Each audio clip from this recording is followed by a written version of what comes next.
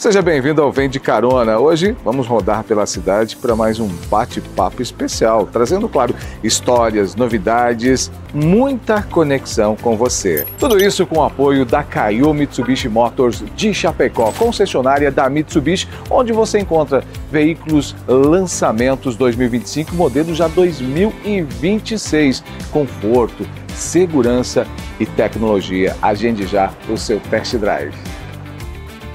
E não esquece, curte, compartilha, se inscreva no nosso canal do YouTube, acione as notificações para você receber informações sempre que a gente tiver novas histórias para te contar. E olha só, nosso parceiro para levar todas essas histórias é a Nativa FM 105.7. Sintonize, fique bem informado, ouça boa música.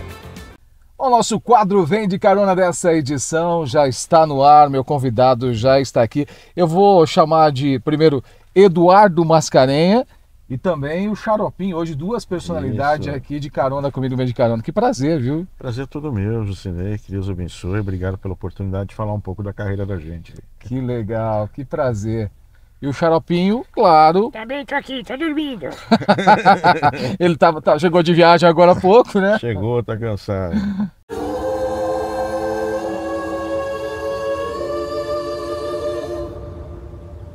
Luxurious.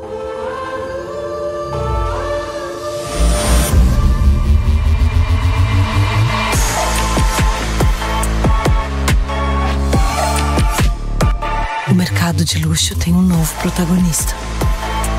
Chegou o Outlander, o híbrido carregado de luxo. Que prazer te receber aqui pra gente falar um pouquinho da tua história. Você é natural da onde, Eduardo? São Paulo mesmo. São Paulo mesmo? Nasci no Ipiranga. Olha só. O Dom Pedro gritando de um lado, do outro lado o xarope nascendo. E tens uma trajetória uma história bem interessante também, né? Com o personagem já são algumas décadas, né? 27 anos. 27 anos. É um tempo, né? É um tempo. É uma vida já. E como é que nasceu o personagem? O Xaropinho nasceu partindo de um personagem que eu tinha de boneco, que eu fazia teatro de boneco nas escolas, né? E nas escolas eu tinha um personagem chamado Minduim. Não é amendoim, é Minduim mesmo. Minduim. O Minduim é um menino muito travesso, muito arteiro, muito bagunceiro. E quando o Minduim entrava em cena nas escolas, no teatro de boneco que eu fazia, a criançada ficava doida com o Minduim, entendeu? E ele já tinha essa voz, né? Já era espivetado, já era assim, ele queria o caos, né? Eu resolvi dar palestra em escola porque eu trabalhava no mercado de quadrinhos, e o mercado de quadrinhos no Brasil caiu muito, né? Lá por volta de 95, 96, caiu demais. E aí eu tive que me reinventar, e aí fui para conhecer os bonecos, né? Comecei a construir boneco, mexer com boneco. Tive a ideia de fazer teatro de boneco nas escolas através de palestras pedagógicas, né? E deu muito certo, viu? A sua formação, você é professor também? Eu sou professor, mas eu vim estudar depois, mais tarde, com 38 anos de idade, é que eu voltei para a faculdade. Entendi. Né? Mas quando eu era garoto, assim, eu comecei trabalhando com 14 anos como office boy, depois eu me tornei roteirista de história em quadrinhos. Com 15 anos eu já era roteirista de história em quadrinhos, né? E com mais ou menos uns 16 anos eu já era roteirista da Disney. Olha só. Né? Porque a Disney é o seguinte, ela tem um departamento no Brasil, né? Sim. Entendeu? Então esse departamento no Brasil ficava dentro da Editora Abril, né? Então a Editora Abril ela é responsável por produzir histórias para o Brasil, algumas histórias. Por exemplo, o Zé Carioca é um personagem que ele tinha que ser construído no Brasil, ele tinha que ser feito por um roteirista brasileiro. Porque ele traz a característica brasileira. Ele é brasileiro, né? Zé Carioca, né? Sim. Ele é do Rio. Então, só brasileiro conseguia escrever pro Zé Carioca, pro Nestor, entendeu? E aí, então, eu tinha esses personagens para trabalhar. O Zé Carioca, o Nestor, o Peninha, o Urtigão. O Urtigão também, que é um caipira. Então, o caipira brasileiro é diferente do caipira norte-americano. Então, eu tinha que trabalhar o Urtigão aqui no Brasil. Então, eu tive a oportunidade de escrever para esses personagens. E isso, poxa, isso abriu portas, assim, principalmente na minha cabeça, na minha mente, né? Eu com 16 anos já era roteirista da Disney. Então eu olhava pro mundo assim, pro mercado assim, e falava, meu, onde que eu quero chegar? Onde que eu quero chegar? Eu posso chegar. É só uma questão de capacitação e de você correr atrás, né? Entendeu? Que bacana. E voltando lá para a sua infância, você era um garoto que contava muitas histórias, era engraçado? Ou como é que nasceu isso? Não, cara, Deus me abençoou com talentos, assim, né? De desenhar, né?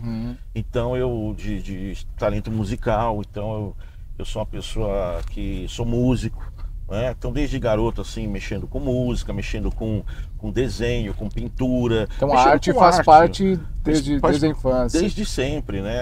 A arte... A família tem algum... Tem. Vem de meus tios, desenham, tocam e tal. Então a gente cresceu nesse ambiente inclusive de igreja, né? Claro. Eu fui criado pelo meu avô era pastor, né? Então você cria, né? Eu fui criado naquele ambiente musical mesmo, aquela coisa, né? E essa coisa das histórias, eu cresci com as histórias bíblicas, né? E isso, então a gente eu e meus irmãos assim, a gente sentava assim na sala para ouvir meu avô contar história, né? Isso é um privilégio, né? Coisa maravilhosa, sentar para ouvir o vô contar. Você tinha muito isso, né? As nossas gerações tinham muito isso de ouvir os pais, os avós contando essas histórias. De ir no sítio do tio, ficar contando história até de madrugada, história de terror e tal, entendeu? Sentado ali, não tinha luz na fazenda, então era aquela coisa de lampião, sabe? Nossa. A gente ficava apavorado, morrendo de medo, mas eu adorava aquilo, entendeu? Mexia muito com a imaginação, com a fantasia da criança, do adolescente daquela época, né? Muito, né? E pra mim aquilo era fantástico. E pra mim todas as mentiras eram reais. Assim.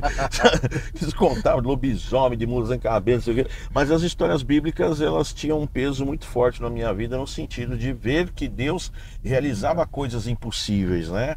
Eu cresci ouvindo, né, que Mar Vermelho se abriu, que Jacó ele viu o anjo subir e descer através de uma escada. Então eu cresci ouvindo essas histórias. Então o impossível para mim era uma coisa assim que não era o fim, não era o fim, não era a última palavra. Entendi. Isso aqui é impossível. Não é a última palavra. Por quê? Porque você tem Deus na equação.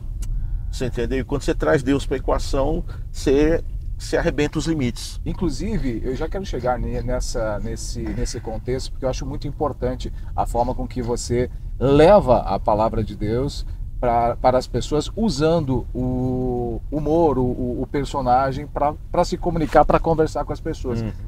Antes disso, porque o que deu uma grande notoriedade pro personagem, né, o Xaropinho, foi o programa do Ratinho. Opa! Né? E como é que foi isso? Como é que você chegou no programa do Ratinho e que também já faz mais de 20 anos que você está lá? O mercado de quadrinhos caiu, eu fui fazer teatro de boneco nas escolas, deu muito certo. O Xaropinho, a personalidade do Xaropinho nasce ali dentro da escola, né? Porque eu coloquei um personagem no ar que não queria ir para a escola, não queria tomar banho, não queria fazer lição de casa, entendeu? Então o molecado se identificava assim na hora, assim, sabe? E se divertia. Se divertia e tudo mais.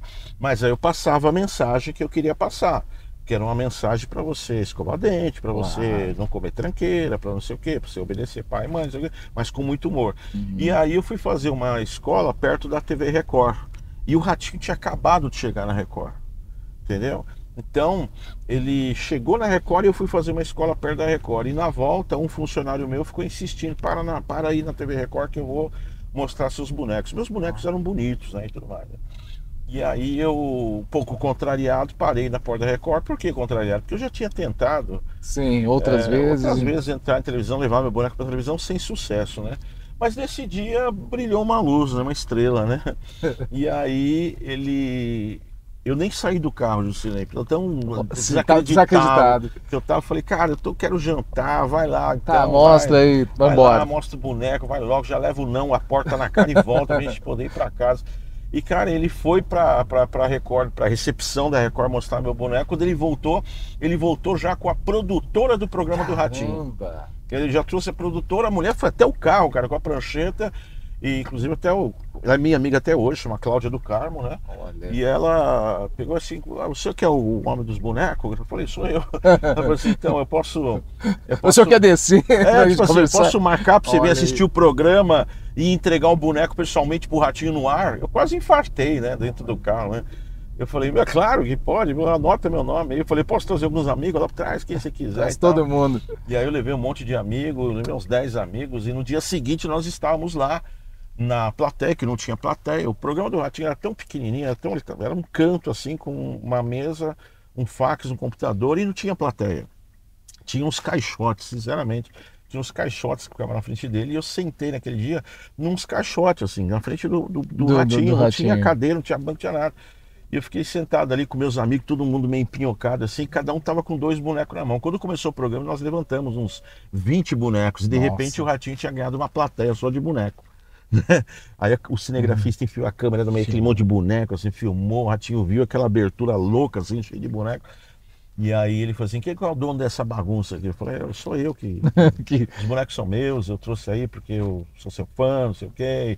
Eu tinha 2 ratos, né? Eu falei, trouxe esse rato pra você, entendeu? E aí entreguei um rato para ele já com bigode, com gravatinha e cacetete, né? E ali começou uma amizade, começou uma conversa, né? O Ratinho prestou atenção em mim e eu também fiquei ali deslumbrado pelo fato de estar no programa de TV. No programa de TV e estar falando com o Ratinho, porque eu já acompanhava ele da CNT, já me divertia com ele, né? Ele é uma figura, né? Sim. Então eu fiquei muito realmente impactado com aquilo e no final desse programa eu fiquei esperando o Ratinho, né? Eu falei, Ratinho, dá uma oportunidade para mim, para eu poder entrar e tal. E quem estava com o Ratinho nessa hora era uma pessoa chamada Eduardo Lafon. E o Eduardo Lafon era superintendente artístico da TV Record. E o Eduardo Lafon, ele viu o meu trabalho e falou assim, Ratinho, deixa esse menino ficar vindo aí o dia que ele quiser, libera para ele entrar na televisão a hora que ele quiser. E eu olhei aquilo e falei, mano, que viagem. Mas o Eduardo Lafon fez isso porque ele percebeu que eu tinha construído o boneco, eu tinha aquele monte de boneco, eu entreguei uma plateia para eles aquele dia. Entendeu? Porque não era um único personagem. Não era um único personagem, entendeu? Então o Lafon teve o olho clínico e falou assim, esse cara tem alguma coisa para poder oferecer, né?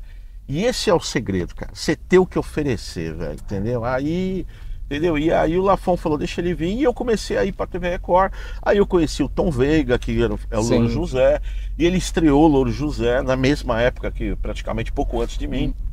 Aí eu ficava no ouvido do Ratinho, assim, do diretor do programa. Eu tinha um estoque, eu vendia bonecos, Jusilei. Eu tinha um estoque de 300 bonecos. Para eu poder conhecer a Record inteira, e eu queria conhecer a Record inteira, eu levava meus bonecos. Todo dia eu dava boneco para alguém. Nossa! Eu dei uns 300 bonecos para eu conhecer todo mundo. Foi um investimento que eu fiz, mas valeu muito a pena, porque eu conheci todo mundo. Quebrou aquele gelo. Quebrou o gelo. Conheci produtores, diretores da Ana Maria Braga, Raul Gil, conheci todo mundo. Eu andava na TV Record, falei, tem boneco? Não tem, toma. Tem boneco? Não tem, toma. Tá todo dentro, faxineiro, todo mundo. E dentro da televisão eu queria saber o que era cada porta. O que é essa porta? O que tem por trás dessa porta? Então eu queria abrir a porta, queria entrar, queria saber por que isso aqui é assim. Então eu, antes de entrar na Record, eu já tinha acesso desde do almoxarifado à presidência, assim, sabe? Olha só. Eu já entrava em tudo que toda secretária me conhecia, todo mundo me conhecia, era conhecido como o cara do boneco. Então eu fiz esse trabalho antes, assim, né? Já foi preparando o terreno. Foi preparando o terreno. E aí o Gugu contratou a dupla ET e Rodolfo, que eram os caras que estavam ali servindo de escada de humor pro Ratinho. Sim. Né? Esses humoristas na ocasião. O Gugu levou embora, o Ratinho ficou sem ninguém. Aí eu colei no diretor do programa e falei, então, agora é o boneco. É boneco. Agora é o boneco. Não justifica vocês pôr outra pessoa. Agora é minha vez, acabou. Entendeu? Eu falei assim, até porque boneco é marca, e marca é propriedade intelectual. Então põe isso no nome do Ratinho, velho. E se o Eduardo quiser sair, entendeu? Eu saio e a marca continua com vocês, vai ser de vocês. Entendeu? Então, e aí eu falei, o Louro estreou, tá fazendo sucesso, hein? O Louro tá indo bem pra caramba. Aí os caras, o diretor chegou no Ratinho, o Ratinho tinha acabado de ser traído, né? Sim, foi todo embora. Foi todo mundo embora, foi abandonado de uma hora pra outra. E na televisão tem isso, cara. Fez sucesso, outra emissora tira mesmo. Sim. Entendeu? E aí o Ratinho falou, não, vamos pôr o boneco. Aí pôs o boneco por volta de julho, mais ou menos, de 98, final de junho, começo de julho de 98. E tá até hoje. Que legal. E como é que é você contar essa... Você tem uma habilidade, porque às vezes numa conversa é tudo preparado, há um roteiro específico, porque me parece que é tão natural que as coisas, a conversa às vezes ela flui de tal forma, é tão rápido. Como é que é isso? Cara, é improviso, né? O meu trabalho, ele é um trabalho em cima de improviso. mas eu sempre estudo piada, então eu deixo ali umas piadas ali calçada, entendeu? Se o Ratinho vier pro meu lado, eu vou falar que o Ratinho, eu tô triste, cara. Sei o que, essa semana a professora brigou comigo. O que foi, Xaropinho? E aí você vai puxando o gancho. Aí eu crio. Eu pego umas piadas também, por exemplo, que já é do senso comum, que todo mundo conta, e eu trago ela para dentro do universo do Xaropinho. Então não é assim, o Joãozinho tava lá e a professora falou, não, o Xaropinho, ele tá mal porque a professora brigou, porque o Xaropinho falou. Então eu boto como se fosse o ponto de vista do Xaropinho na piada. E você já dá mais ou menos um norte para conduzir a conversa. A piada às vezes é até comum, mas Sim. contada pelo ponto de vista dele, parece que ele sofreu na pele, né? Aquele problema lá e tal, e aí acaba funcionando. Mas 90% do trabalho mesmo é improviso. Você tem que ficar prestando atenção no programa, para ver que o programa tá indo. Para na hora certa ele entra. Exatamente, porque assim, uma piada bem contada é legal, ela chega até a uma nota 7, 6, 8, não sei o quê. Mas o improviso, cara, que ninguém espera, porque o humor é surpresa, né? O humor é surpresa. O improviso, cara, ele tem a capacidade de, do nada, atingir o 10, assim, sabe? Isso que eu ia te perguntar. A gente sabe que hoje tem a força da rede social que não tinha na época em que o Xaropinho começou, por exemplo. Isso. E você trabalha com o personagem muitos assuntos e levanta muitas questões de reflexões, né? Como é que é isso? Fazer humor daquela época para cá, mudou muita coisa para o personagem Xaropinho ou você ainda segue a mesma linha? Como é que é isso? Não, mudou bastante coisa, né? Naquela época lá a gente tinha como matéria-prima do humor as pessoas bizarros, né? Vamos colocar assim, que iam lá no programa, né? Só ia figura, né? Claro, só ia claro. gente estranha, né?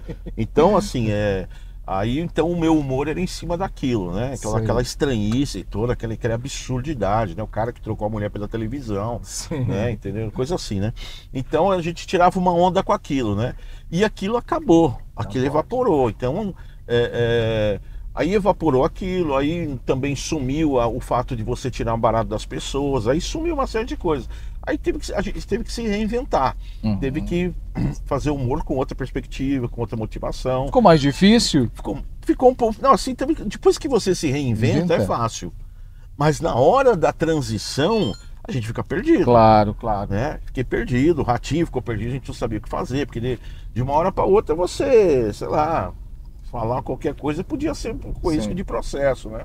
Você está no programa ao vivo. Está no programa ao vivo. No horário nobre. Exato. Então mudou bastante coisa e a gente treinou, né, a nossa mentalidade para poder se adaptar a essa nova realidade. Uma vez adaptado, meu amigo, aí vai embora, aí sem sofrer, a gente nem discute mais isso. Ninguém sente mais o peso, assim, você tá entendendo? Do politicamente correto. Claro. A gente vai embora e surfa bem com isso, né? E o personagem, ele é muito querido, ele construiu essa em várias gerações, né? Porque há 27 anos de existência já pegou gerações diferentes. Isso. E ele construiu, né? E mantém isso. O Xaropinho, cara, ele é muito querido, mas ele ainda não é um personagem que fala pra criança, assim, sabe? Sim. Pelo fato de estar no programa do Ratinho, a gente fala mais para adulto. O público na minha rede social, assim, o grosso mesmo, são homens de 25 a 60.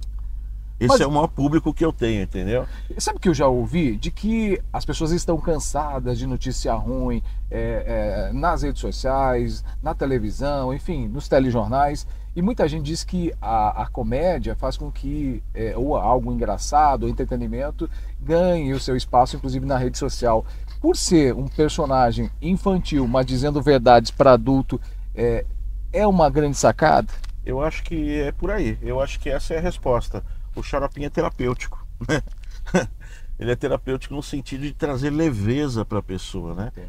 Então eu recebo, sabe, eu selei muitos relatos de pessoas que estavam em depressão e de repente o Xaropinho conseguiu fazer essas pessoas darem risada, né? Então isso é uma coisa assim que me toca muito porque eu consigo ver no humor essa missão, né? Claro. Então não só a missão do humor, mas como a missão também de transmitir uma mensagem com uma leveza que somente um bonequinho, uma criança conseguiria transmitir, né? Então o xaropinho ele tem essa propriedade de tornar leve coisas que não são leves. É que nem eu tô aqui na cidade para falar um pouco do Evangelho. Olha E isso. o Evangelho fala da morte do Filho de Deus, né? Então, poxa, Deus mandou o filho dele aqui e mataram o filho dele. Você tá entendendo? Então, quer dizer, não é leve isso, né? É um É um assunto pesado, pesado. entendeu? Culpa o ser humano, pecado, a culpa, não sei o que e tal. Então, o xaropinho fala disso e ele vai refletir isso. No ponto de vista dele, fica leve, fica até engraçado, você consegue até rir, entendeu?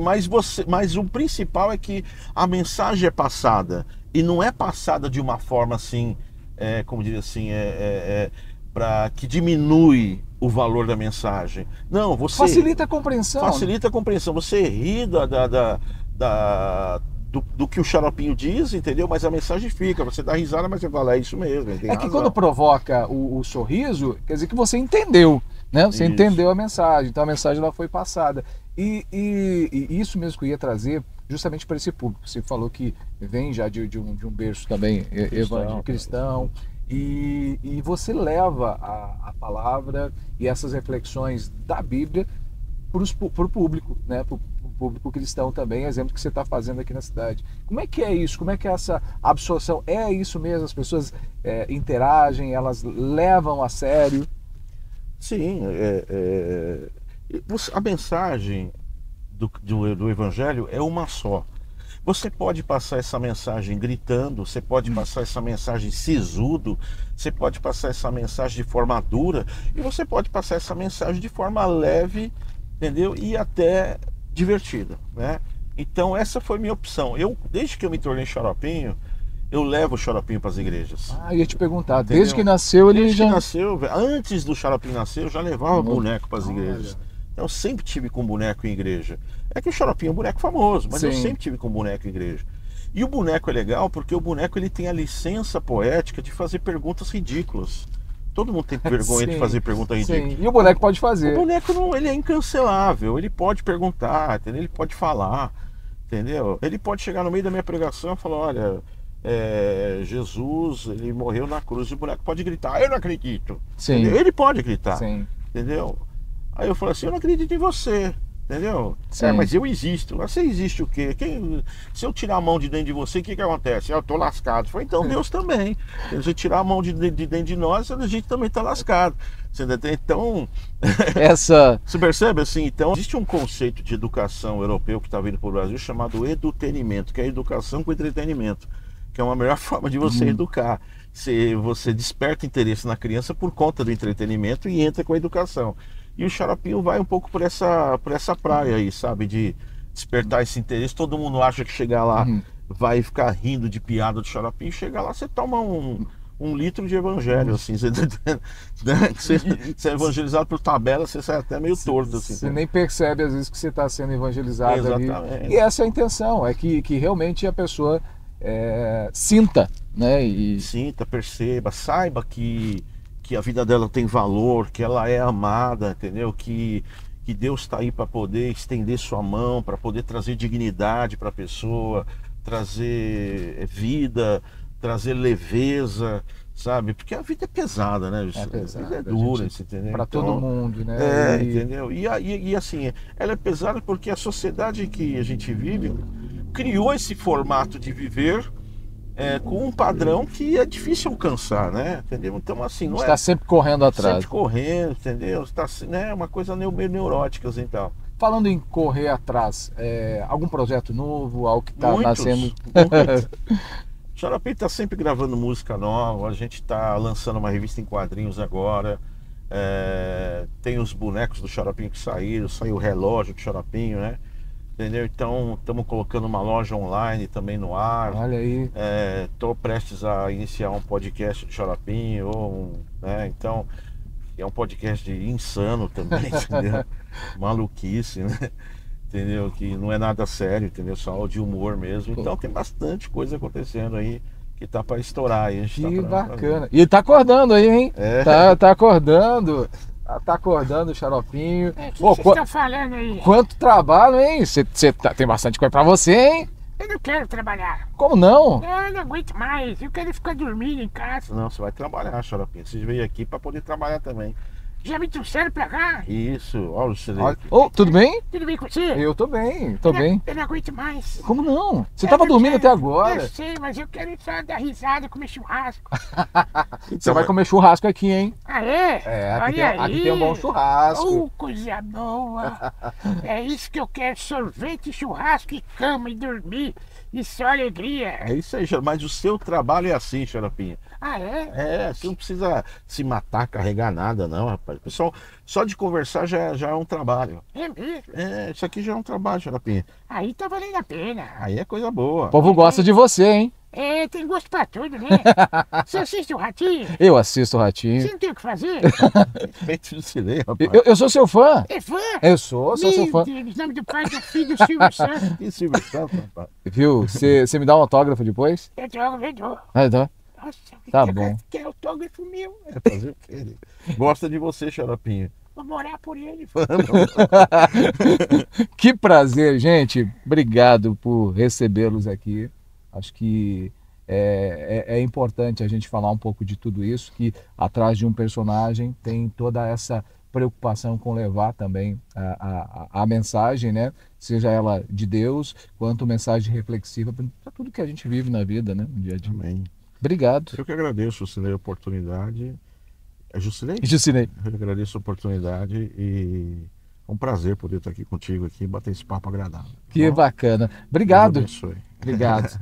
Gente, olha só, se você gostou, curta, compartilhe. Se não é inscrito no nosso canal do YouTube, se inscreva lá, que também é importante. A gente sempre a bordo de um Mitsubishi, em nome da Kaiô Mitsubishi Motors, e na parceria também com a Nativa FM, o nosso Vem de Carona. Toda semana, um convidado aqui contando a sua história, a sua trajetória. Te espero. Precisa de DNA, fala comigo. Não precisa não, Xaropinho. Daniela Deixa pra precisa. dar um alô.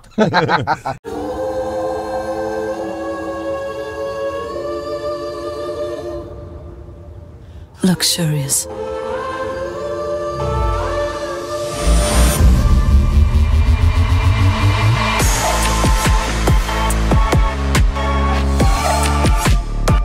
O mercado de luxo tem um novo protagonista. Chegou o Outlander, o híbrido carregado de luxo.